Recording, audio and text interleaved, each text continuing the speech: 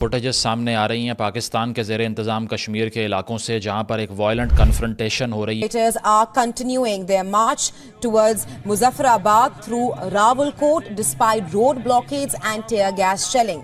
Large vehicles and are manhandling police personnel. 40 people. नमस्कार दोस्तों, स्वागत है आप सभी लोगों का मेरे चैनल डीके रिएक्शन वीडियो में। तो दोस्तों, आप लोगों को पता होगा कि पीओके में प्रोटेस्ट चल रहे हैं, क्योंकि पाकिस्तान की सरकार जो है कि वहाँ पीओके का ही पानी यूज करके, जिन्हें ये आज़ाद कश्मीर कहते हैं, वहाँ का पानी यूज करके जो बिजली बनाई जाती है, जो डैम का पानी होता है, वही पीओके के जो लोग हैं उन्हें नहीं दिया जाता। ना उन्हें बिजली दरों में छूट दी जाती है और उन्हें हर सुविधाओं से मतलब वंचित रखा जाता है। तो इसी के लिए वहाँ पे प्रोटेस्ट चल रहे हैं, और वो भी बहुत मैसिव प्रोटेस्ट चल रहे हैं। और ये जो प्रोटेस्ट है उन्हें डिटेल्स में समझने के लिए आपके लिए लेके आया हूँ मैं एक वीडियो, जो कि है सैयद मुजम्मिल ऑफिशियल चैनल से। और इसमें ये बता रहे हैं कि क्यों पीओके के लोग अचानक से प्रोटेस्ट करने में उतारू हो गए हैं। तो ज़्यादा देर न करते हुए पहले स्टार्ट करते हैं वीडियो, और बाकी बातें करते हैं वीडियो के लास्ट में। पिछले कुछ दिनों से सोशल मीडिया के ऊपर हम देख रहे हैं कि यह आवाम और पुलिस आमने सामने आ गई है, शेलिंग की जा रही है, लाठी चार्ज हो रहा है, घरों पे छापे पड़ रहे हैं। दफ़ा 144 लग चुकी है कश्मीर की 10 की 10 जो डिस्ट्रिक्ट्स हैं उसके अंदर।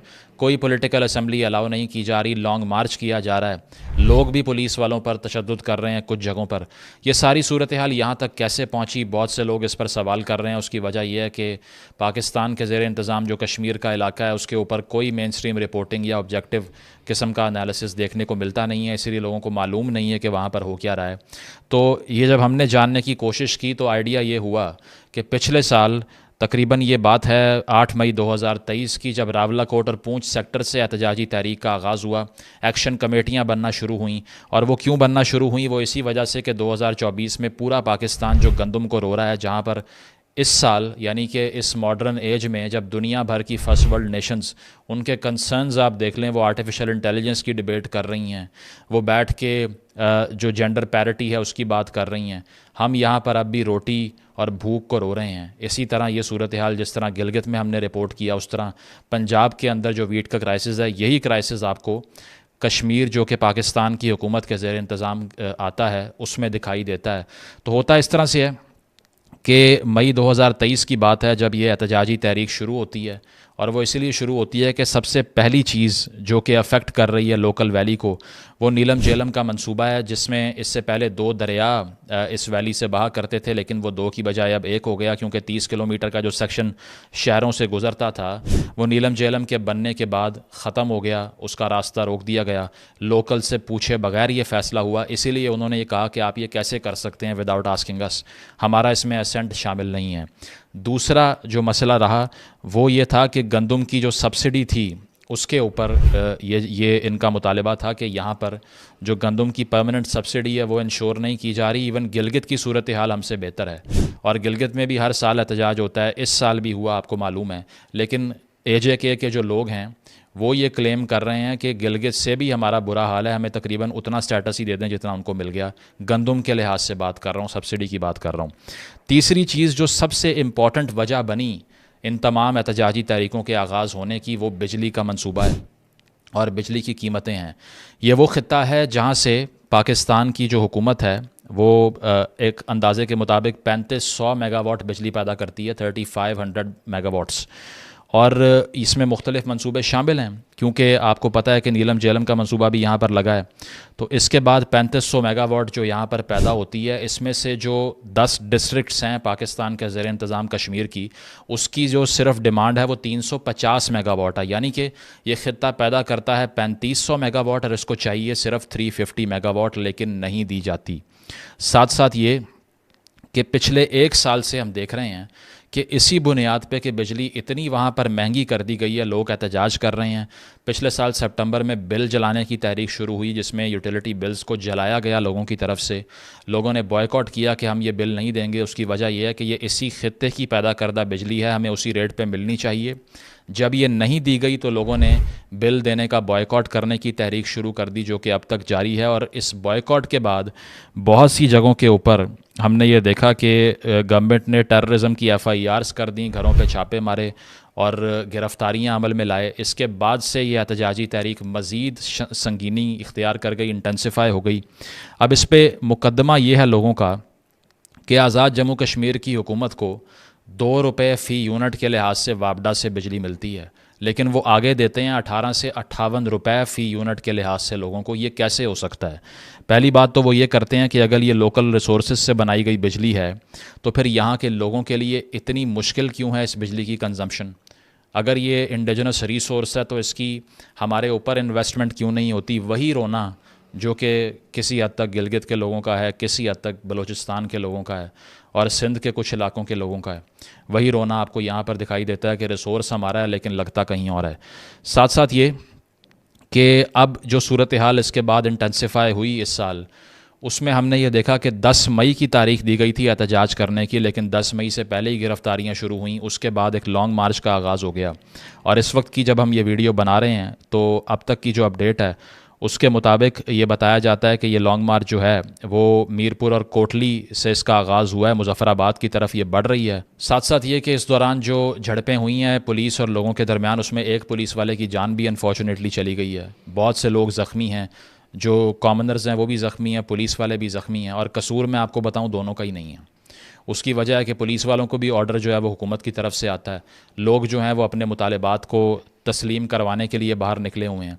अब ये वायलेंस की शक्ल जो इख्तियार होती जा रही है, ये बहुत संगीन मसला है। उसकी वजह यह है कि पूरी दुनिया की नज़रें इस खित्ते के ऊपर रहती हैं और जिस किस्म की रिपोर्टिंग हो रही है वो आप देख सकते हैं। साथ साथ ये कि लोग ये कहते हैं कि 228 अरब रुपए का अगर बजट यहाँ पर दिया जाता है तो उसमें से तकरीबन 200 अरब रुपए तो तनख्वाहों में गुजर जाते हैं। यानी कि 228 बिलियन में से 200 बिलियन तो आप सिर्फ सरकारी मुलाजमीन की तनख्वाहें दे के साइड पे कर देते हैं, और बाकी जो हम देखते हैं कि इस खित्ते की जो मुकम्मल आबादी है उसके ऊपर जो इन्वेस्टमेंट होती है वो इतनी कम है। यानी कि 40 लाख लोगों के ऊपर सिर्फ 28 अरब रुपए हम स्पेंड कर रहे हैं, बाकी सब सैलरीज़ में जा रहा है। और उसमें भी ओवर हायरिंग हुई है, क्योंकि लोग जो एक्शन कमेटी के लोग हैं वो ये कह रहे हैं कि गवर्नमेंट ने सियासी भर्तियों के लिहाज से यहाँ पर एक अंबार लगाया हुआ है सरकारी मुलाजमीन का। और इसके साथ साथ अगर हम यहाँ पर काबीना की बात करें, जो कि आज़ाद जम्मू कश्मीर की जो हुकूमत है इसकी काबीना है, तो 40 लोगों की कैबिनेट बना रखी है, 40 मेंबर कैबिनेट। इतनी आप अगर कंपेयर करें ना किसी स्कैंडिनेवियन कंट्री से तो वहाँ पर नहीं है जितनी इस 10 डिस्ट्रिक्ट की एक यूनियन के ऊपर 40 लोगों की काबीना मुसल्लत की हुई है। उनका काम क्या है ये किसी को मालूम नहीं है, क्योंकि आपको ख़ुद पता है कि ये जो असम्बली वहाँ पर हमने बना रखी है जिसके 41 मेंबर्स हैं, उनकी उतनी हैसियत है जितनी पंजाब में एक DC की होती है मिला के। उसकी वजह यह है कि वहाँ पर कितना को इख्तियार दिया जाता है ये आप लोगों को क्लियर है। जिस तरह का 2023 में मज़ाका खेज़ इलेक्शन हुआ था, अभी आप देखिए चौधरी अनवारुल हक साहब की जो हुकूमत है वहाँ पे प्राइम मिनिस्टर वो हैं, वो PTI के फॉरवर्ड ब्लॉक का हिस्सा हैं। 12 मेंबर का फॉरवर्ड ब्लॉक बना था और ये फॉरवर्ड ब्लॉक जो है इसकी अलायंस PTI की किसके साथ है? पीपल्स पार्टी और नून लीग के साथ।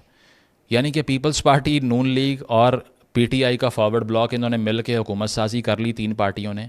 अब इसमें कोई इनसे सवाल करे कि भाई आपके सबके नज़रियात सेम हैं, विफाक के अंदर तो आप एक दूसरे के खून के प्यासे हुए हैं, मारने के लिए तैयार हैं एक दूसरे को, लेकिन कश्मीर में जब इलेक्शन होता है तो वहाँ पर आप तीनों मिल के बैठ गए हैं, ये कैसे हो सकता है? तो ये जिस तरह का इलेक्शन होता है, जिस तरह का वज़ीर आज़म आता है, जिस तरह का प्रेसिडेंट आता है, इसी से अंदाज़ा लगा लीजिए कि ये हुकूमत का जो एक जुमा बाज़ार लगाया गया पार्टियों का, ये क्या ही वहाँ पर कर सकेगा।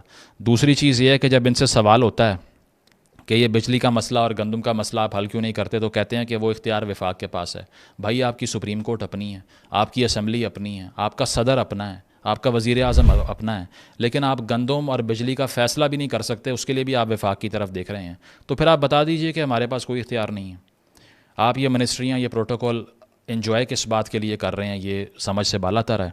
साथ साथ ये कि हमें जो जॉइंट एक्शन कमेटी है जिसके 30 मेंबर्स हैं, 3 मेंबर्स हर डिस्ट्रिक्ट से चूज़ किए गए हैं, वो ये भी कहते हैं कि 2 कैटेगरीज़ में बिलिंग हो रही है। यहाँ पे एक 200 यूनिट से कम वालों को प्रोटेक्टेड कहते हैं और उससे ऊपर को अनप्रोटेक्टेड कहते हैं। 200 यूनिट से ऊपर वाले जो लोग हैं उनको दुगना बिल भेजा गया है बग़ैर किसी अकाउंटेबिलिटी के, मैं कश्मीर से होके आया हूँ, वहाँ आप देख सकते हैं कि वहाँ कितनी को इलेक्ट्रिसिटी कंजम्पशन है, वहाँ कौन सी इंडस्ट्रियाँ, कौन सी फैक्ट्रियाँ चल रही हैं, कुछ भी नहीं है। मोस्टली वहाँ पर जो लोग रिलाई करते हैं वो एग्रीकल्चर पे करते हैं। मोस्टली लोगों को जो पैसा वहाँ पर आता है वो एक्सपर्ट्स की तरफ से भेजा गया रेमिटेंस है। इसके अलावा तो वहाँ पर कोई रोज़गार अगर इतना फ़राहम हुआ होता तो ये सब हो रहा होता कि लोग आटे और गंदम के लिए अपनी जानें देने के लिए सड़कों पे आए हुए हैं। नहीं, ये इस नहज पे लोग इसी वजह से पहुँचते हैं कि बुनियादी तरीन हुकूक जो रियासत को देने चाहिए वो मिलते नहीं हैं। साथ साथ ये कि अगर इस दौर के अंदर 2024 में आपको रोटी के लिए लड़ते हुए सड़कों पे अपने बच्चों को मरवाना है तो फिर आप अंदाज़ा लगा लीजिए कि प्रायोरिटीज़ क्या होंगी अशराफिया की। तो इसमें अब ये सवाल किया जाता है कि आपको क्यों इन चीज़ों पे सब्सिडी नहीं मिलती, तो पीएम साहब जो AJK के हैं वो ये कहते हैं कि आपको ये सब्सिडी हम दे देंगे लेकिन फिर तरक्याती बजट आप ख़त्म कर दें अपना। यानी कि अगर गंदम मिलेगी तो फिर सड़क नहीं मिलेगी, अगर सड़क मिलेगी तो गंदम नहीं मिलेगी। इसमें से अब आप एक चूज़ कर लीजिए, ये वो ऑप्शन है जो हम आपको दे रहे हैं। तो इस सारी वेव के अंदर डोडियाल में और मीरपुर में जो गिरफ़्तारियाँ हैं वो बहुत तेज़ी से बढ़ना शुरू हो गई और अब अनकंट्रोलेबल हालात हो चुके हैं। शायद जिस वक्त तक ये वीडियो आप तक पहुँचे तब तक कुछ मुतालबात के तस्लीम होने की बात मान ली गई हो जो अवामी एक्शन कमेटी है उसकी, लेकिन ये आप याद रखिए कि ऐसी डिमांड्स एक्सेप्ट करने के बाद भी इन पर अमल नहीं होता, क्योंकि 2024 में 4 फरवरी को हुकूमत ने तमाम डिमांड्स को एक्सेप्ट कर लिया था लेकिन उस पर ज़ीरो इम्प्लीमेंटेशन थी, कोई इम्प्लीमेंटेशन नहीं की गई। इसके साथ साथ ये कि हमें मालूम है कि ये वो ख़ित्ता है जहाँ पर 74% लिटरेसी रेट है जो बाकी पाकिस्तान से ज़्यादा है। हमें मालूम है कि ये वो ख़ित्ता है जहाँ पर लैंड ओनिंग लोगों की तादाद सबसे ज़्यादा है। उसके बावजूद उनका ये हाल क्यों हो गया, उनकी तालीम भी उनके काम नहीं आ रही, क्यों ये सब हो गया, इसका अंदाज़ा आप ख़ुद लगा लीजिए। तो अगर मैं 10 डिमांड्स जो उनकी प्रेजेंट की जाती हैं, ग़ालिबन 9 डिमांड्स हैं, ये आप तक रखूं तो आप बताइए कि इसमें से कौन सी एक ऐसी डिमांड है जो कि इतनी अनजस्ट है जो कि पूरी की ही नहीं जा सकती। तो पहली डिमांड जो की जाती है वो ये है कि हमारी सब्सिडी जो गंदम के ऊपर है वो उतनी ही की जाए जितनी गिलगित बल्तिस्तान की है, नंबर 1, ठीक है। उसकी वजह यह है कि ये लोग कहते हैं कि यहाँ से जाने वाला पानी बेतहाशा फसलों को सैराब करता है, तो उसके बावजूद गंदम अब डिज़र्व नहीं करते। ये आप ख़ुद अंदाज़ा लगा लें कि कितना जस्ट या अनजस्ट है। दूसरी डिमांड वो ये है कि इलेक्ट्रिसिटी का जो टैरिफ है वो उतना ही चार्ज किया जाए जितना मंगला हाइड्रो पावर प्रोजेक्ट से बनने वाली बिजली की कॉस्ट है। यानी कि हमारे ख़ित्ते से बहते हुए पानी से जो बिजली बनती है जितने की वो पड़ रही है हुकूमत को, उस लिहाज से हमें चार्ज किया जाए, ना कि ये हो कि हमारे ही जेब से पैसे निकाल के टैक्सेशन करके सब्सिडी दे के 2 रुपये का यूनिट ले के 18 और 20 रुपये का हमें बेचना शुरू कर दें। तो ये बिल्कुल एक ज़्यादती की सूरत हाल है। तीसरी डिमांड ये है कि एलीट सब्सिडी ख़त्म की जाए। हुकूमत के वज़ीरों को जो अयाशी करने के लिए लंबे लंबे प्रोटोकॉल के लिए आम लोगों के पैसे उन पर लगाए जा रहे हैं। इसके अलावा 40 लोगों की काबीना बना रखी है, इसे ख़त्म करें। चौथी डिमांड ये है कि स्टूडेंट यूनियंस को अनबैन करें। अब आप इसकी इंटेलेक्चुअल डेप्थ देखिए कि लोगों को मालूम है कि अगर ग्राउंड के ऊपर यूनियनाइजेशन तलबा की नहीं होगी तो वो अवेयरनेस नहीं आ सकती लोगों में पॉलिटिकल, क्योंकि ये जो ऊपर हुकूमत बनाई हुई है इसमें कितनी बैकबोन है ये आपको पता है। लोकल गवर्नमेंट का निज़ाम तबाह हाल है, वहाँ पर कोई भी जो है वो बल्दियाती लेवल के ऊपर हुकूमत एग्जिस्ट नहीं करती होती तो हर डिस्ट्रिक्ट के मसले लोकली हल किए जाते, ना कि लोगों को लॉन्ग मार्च करने पड़ते मुजफ्फराबाद की तरफ और पुल से छलांगे मारनी पड़ती। इसके अलावा 5वां मुतालबा ये है कि कश्मीर बैंक जो है उसको स्केजुअल किया जाए। 6ठा मुतालबा ये है कि इंटरनेट और मोबाइल सर्विस को इतना अफेक्टिव बनाया जाए जितना बाकी मुल्क के अंदर है, क्योंकि अगर आप वहाँ चले जाएँ तो जो सूरत हाल गिलगित के अंदर है, जो सूरत हाल बलूचिस्तान के कई अजला के अंदर है, जो सूरत हाल एक्सफाटा के अंदर है, वही यहाँ पे दिखाई देती है कि मोबाइल के सिग्नल मोस्टली जगहों पे गायब होते हैं और आपको लगता है कि आप गार की सैर करने के लिए आ गए हैं। हालांकि ये वो खित्ता है जो अरबों रुपए रेवेन्यू टूरिज़म से हर साल जनरेट करता है, लेकिन उसके बावजूद वहाँ पे मोबाइल सिग्नल भी आपको मुकम्मल नहीं मिलते, ठीक है। 7वां मुतालबा ये है कि प्रॉपर्टी ट्रांसफ़र की जो फ़ीस है वो इतनी ज़्यादा बढ़ा दी गई है कि बाकी सारे पाकिस्तान से डबल है। इस वक्त वहाँ पर प्रॉपर्टी ट्रांसफ़र का जो टैक्स है वो 35% है। 35% आपको ट्रांसफ़र फ़ीस देनी पड़ती है प्रॉपर्टी का जो रेशो है उससे। तो इसके बाद आप वहाँ पर क्या लैंड एक्वायर कर सकते हैं और परचेज़ कर सकते हैं और सेल कर सकते हैं। बाकी पूरा पाकिस्तान प्लॉट बेच रहा है, जहाँ पे एग्रीकल्चरल लैंड है उसकी ट्रांसफ़र 35% और फाइलों की ट्रांसफ़र उससे आधी। ये पॉलिसी की आप ज़रा डेप्थ देखिए। साथ साथ ये कि 8वां मुतालबा ये है कि अकाउंटेबिलिटी का जो ब्यूरो है उसको रिज्यूम किया जाए, रिफॉर्म किया जाए। एहतसाब ब्यूरो सिर्फ नाम का है, वहाँ पे जो वज़ीर आता है करप्शन करके भाग जाता है, कोई पूछ नहीं सकता उसको, इस्लामाबाद में जागीरें बना लेते हैं। लेकिन इसीलिए उसको पकड़ा नहीं जाता क्योंकि वहाँ अकाउंटेबिलिटी का निज़ाम नहीं है। जो मुकदमा चलेगा वो तो विफाक ने चलाना है, और वो तो उन लोगों पे मुकदमा चलाएगी क्यों जो कि उनके ऑर्डर्स की तामील करने के लिए वहाँ पे बैठे हुए हैं। जो हुकूमत विफाक में आती है वही चेहरा आपको हुकूमत का AJK की असम्बली के अंदर मिलता है, क्योंकि सबको मालूम है कि अगर काम करवाने हैं तो वही कॉपी पेस्ट यहाँ पे कर दो ला के उसको। इसके बाद ये कि आखिरी मुतालबा उनका डिफॉरेस्टेशन का है, दरख्तों की कटाई जो कि इतने बड़े स्केल के ऊपर हो रही है यहाँ पर। उससे जो डिफॉरेस्टेशन हो रही है उसके एनवायरमेंटल कैटास्ट्रोफीज़, उसका जो रिज़ल्ट है वो क्रिएट करेंगी, क्योंकि हर साल वहाँ पे सैलाबी सूरत हाल पैदा हो जाती है।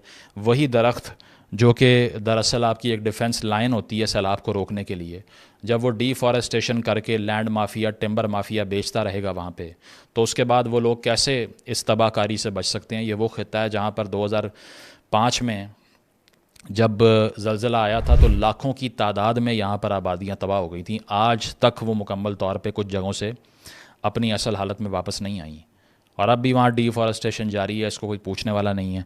तो ये 9 मुतालबात हैं इस एक्शन कमेटी के, जिसमें से मुझे तो एटलीस्ट एक भी ऐसा नहीं लगता जो कोई ऐसी अनरियलिस्टिक डिमांड हो जो हुकूमत पूरा ही नहीं कर सकती।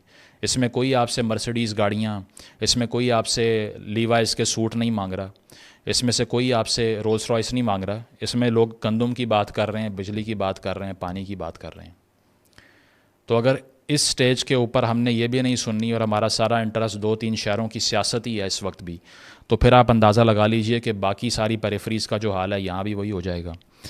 तो हमें ऐसा कुछ करना पड़ेगा कि यहाँ के लोगों को फ़ील हो कि अगर 1947-48 का एक मंसूबा जो पाकिस्तान के साथ मिल के इन्होंने एग्री किया, उसका उनको नुकसान नहीं, फ़ायदा हुआ है। अगर हमने उनको ये बताना है तो उसके लिए हमें वहाँ के लोगों को इंसानों की तरह ट्रीट भी करना चाहिए। साथ साथ ये कि बहुत से लोग मैंने देखा, वो जो सरदार इब्राहिम ख़ान और चौधरी ग़ुलाम अब्बास का जो मंसूबा था, कराची एग्रीमेंट जिसको कहते हैं, जो कि 28 अप्रैल 1949 को हुआ, उस पर भी तनकीद करते हैं कि क्यों ये वजह बनी कि कराची में उस वक्त 1949 में हमने सारे क्रूशल राइट्स जो स्पेशल स्टेटस के थे AJK के, वो सरेंडर कर दिए। GB को पॉलिटिकल एजेंट के सामने सरेंडर कर दिया उस दौर में। उसके अलावा इंटरनेशनल रिप्रेजेंटेशन भी हमारे हाथ से चली गई। तो वो लोग ये रिग्रेट इसीलिए कर रहे हैं कि उनको ये फ़ील हो रहा है कि हमने जो राइट सरेंडर किया था उससे हमारा स्पेशल स्टेटस ख़त्म हुआ है और हमारे पास कुछ भी नहीं रहा सिवाय इस रबर स्टैंप असम्बली के, जो कि हमें कुछ नहीं दे पा रही। तो अगर आपने लोगों के ये ग्रीवेंसेस ख़त्म करने हैं तो मुझे उम्मीद है कि ये डिमांड्स जो हैं वो मीट की जाएंगी। जो लोग वायलेंस कर रहे हैं, चाहे वो आम लोग भी हैं, उन्हें भी कंडेम करना चाहिए, क्योंकि वायलेंस से कोई मसला हल नहीं होगा। अगर आप पुलिस वालों को हार्म करेंगे उससे भी मसला हल नहीं होगा। मसला यूनिफिकेशन से हल होगा जब सारे इत्तेहाद बना के इन मुतालबात को पुरअमन तरीके से जायज़ मुतालबे के तौर पर पेश करें। और साथ साथ ये कि हुकूमत भी इन लोगों से मुज़ाकरात करें, इनकी बात सुने। उसकी वजह है कि अगर आप वाकई समझते हैं कि ये पाकिस्तानी हैं and they don't belong to any other state, तो फिर आपको इन्हें सब्जेक्ट्स की तरह ट्रीट नहीं करना, इन्हें सिटीजन्स की तरह ट्रीट करना है। और उसके लिए आपको इनके बच्चों का मुस्तकबिल, यहाँ पर पॉवर्टी एलिविएशन, इसके साथ साथ ये कि यहाँ पर जो गंदम का मसला है, बिजली का सबसे बुनियादी मसला है, इसको हल करना पड़ेगा। क्योंकि अगर रिसोर्स वादी कश्मीर का है तो रिलीफ भी वादी कश्मीर के लिए होनी चाहिए। तो उम्मीद है दोस्तों आपको ये वीडियो के माध्यम से जो पाकिस्तान में प्रोटेस्ट चल रहे हैं वो पता चला होगा कि क्यों वहाँ पे प्रोटेस्ट चल रहे हैं। पाकिस्तान की सरकार की क्या गलती है कि POK पे इतना भारी, इतना भयंकर प्रोटेस्ट चल रहे हैं। और वहाँ पे जो ये समस्याएं बताई हैं कि क्या समस्याएं हैं उनकी, वो समस्याओं का जो भी निराकरण है, जो भी रिजॉल्व करना होगा पाकिस्तान की सरकार को, वो रिजॉल्व नहीं कर पा रही है, क्योंकि वहाँ पे पाकिस्तानी फौज का डंडा बहुत ज़्यादा है। तो दोस्तों उम्मीद है वीडियो आपको पसंद आया है होगा, और पसंद आया है तो वीडियो को लाइक, चैनल को सब्सक्राइब जरूर करें। तो मिलते हैं आपको नेक्स्ट वीडियो में, तब तक के लिए जय हिंद, जय भारत।